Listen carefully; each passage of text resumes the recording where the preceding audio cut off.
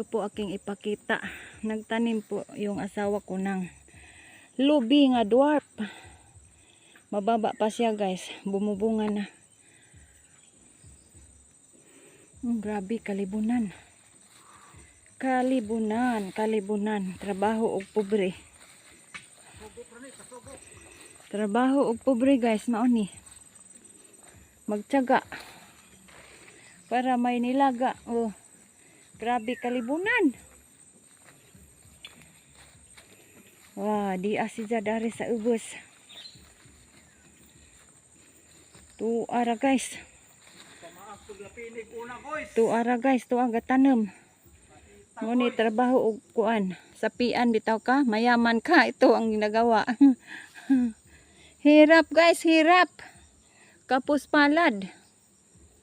O mo ni among ginagawa ngayon nga araw guys. O nagtanim ng lubi na dwarf. Hindi tayo magtrabaho, wala tayong makain guys. Palagi nasa kalibunan guys. Oh. Grabe. Di na makitaan imong lubi ani. Tay puso. Kilala yun yung puso ng saging. Oh. Kunin natin mamaya guys. Ulamin natin. Gisahon. Pwede adobo. Adobong puso. Oh. Nagtanim ng niyog guys. Nagtanim ng lubi. Oh, nagtanim. Yan. Dwarf na lubi. Dito tayo sa unahan guys. Ito ko kayo dito. Grabe, kalibunan na. May tanim kami na mangga din, dwarf. Pero matagal na yun. Ilang tuig na, hindi pa namunga. Kasi may mga kabaw dito. Ipakain nila ng kalabaw. Yan, oh. Mangga yan, malaking mangga. Mga, dwarf din. Yan.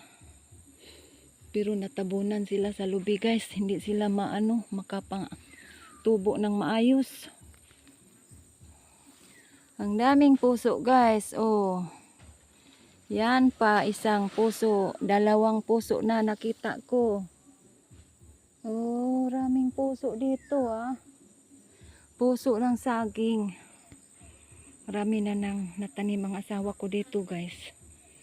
Yung tinanim niya is 70 pieces. Ang lunas siya sa ibaba. Ang daming bagnot guys. Grabing bagnot.